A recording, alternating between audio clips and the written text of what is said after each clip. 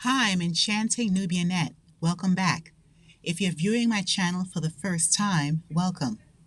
Sadly, I will share another school tragedy. This crisis was planned by a young, disturbed female. The fact that it's a female is a rarity. Natalie Rupnow, a 15-year-old student at Abundant Life Christian School in Madison, Wisconsin, has become the center of a tragic and shocking incident. This young girl was known to her friends as Samantha. Sadly, Natalie was involved in a school unaliving that left the community reeling. On Monday, December 16th, she opened and pointed her weapon inside a classroom study session, unfortunately, resulting in the passings of a teacher, another student, while injuring six other individuals. The school, which serves about 390 students from kindergarten through 12th grade, does not have metal detectors or a school resource officer. However, there are other security protocols in place.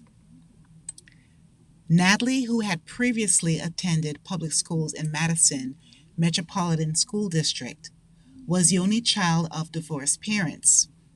Now, while researching online, I discovered that she lived with her father, Jeff Rupnow, who had primary custody of her since 2022, very recent. Now, this girl had two parents, but I'm not sure if she was well taken care of previously or even by her dad. But what I do know is Natalie had a turbulent childhood. So Natalie did come from a family with some means because she attended private school.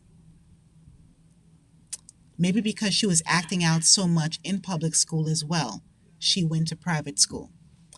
But I wonder if she was bullied at the Abundant Life Christian School. That's such a horrific experience for all children. And some kids overcome the trauma, others, it causes them to have a lot of social issues, and others get revenge. Now, what would cause her to unleash anger towards innocent people, though? Also, Natalie willingly transitioned. She was so unhappy with herself. Not only that, Natalie wasn't brazen enough to be held accountable for her crime. She caused tons of heartache for two family members and other families who were traumatized by this event. Now, before I continue this breaking news story, please remember to like, share, and subscribe to my channel. Now, let's continue. Well, neighbors describe Natalie as a nice, talkative girl. These neighbors were quite shocked to hear that what she has done at her former school towards the students and staff members. It's astonishing how some people drastically change. A former sweet child can become a present monster or evil-like entity. It's happening far too often in our society, don't you think? Now, the motive behind the tragedy still remains unclear. Authorities are investigating how she obtained a weapon used in the attack. Again, she was only 15 years old. Now, the incident has raised questions about school safety and the mental health of students throughout the United States. The suspect, Natalie, has been seeing a therapist, and of course, the reasons for her therapy sessions have not been disclosed. I know this is a confidential data protected by HIPAA laws. When thinking about a motive, I believe it's linked to her psychological disorder and or her problems.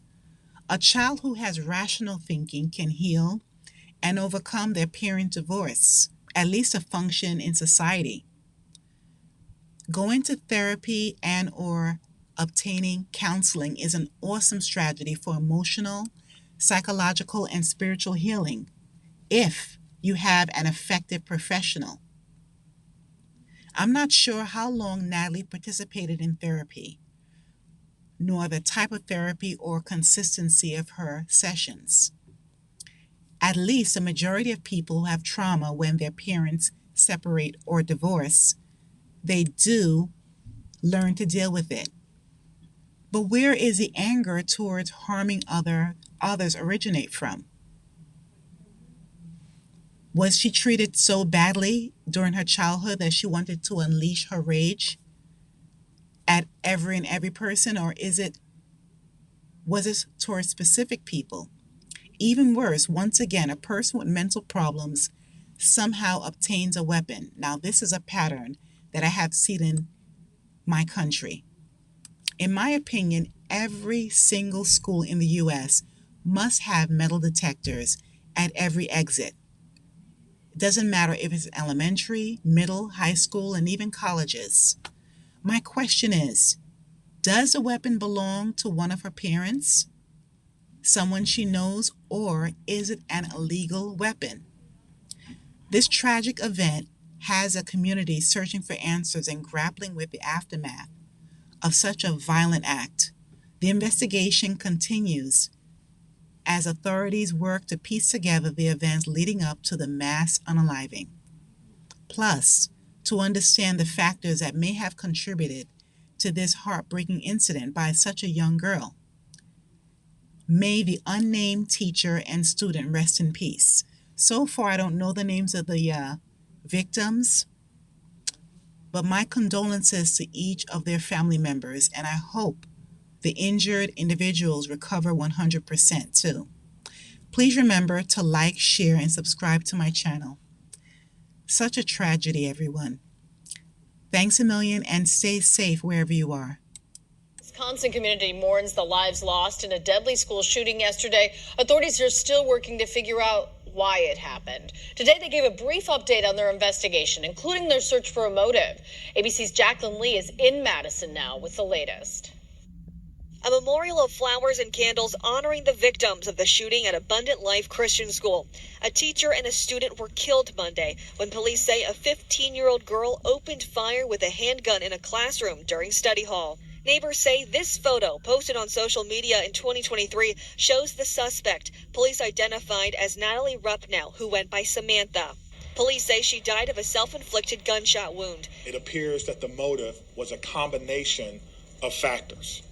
Again, we cannot share that information at this time because we do not want to jeopardize the investigation. Investigators are looking into social media accounts believed to be the shooters, showing signs of a gravitation towards potential neo-Nazi violence and engagement in forums venerating mass shooters. There are always signs of a school shooting before it occurred. Some of you have reached out about Rupnow's social media activity prior to yesterday's shooting. We're looking into her online activity. They searched her home and are now talking to her parents. The second grader says she was changing her shoes when the gunfire started and had to leave them behind. I just heard sodding and there was a teacher and she was screaming like, "Ah, my leg, help!" Bus driver Megan Mojica's son survived a shooting at a school in Waukesha in 2019. She and her co-workers came to the school to pay their respects, saying the trauma will be with this community for a long time. It brought back all the memories from that day, and I wanted to definitely show our support for our own community here. And the Madison police chief tells ABC News that the alleged shooter's parents are cooperating with the investigation. Jacqueline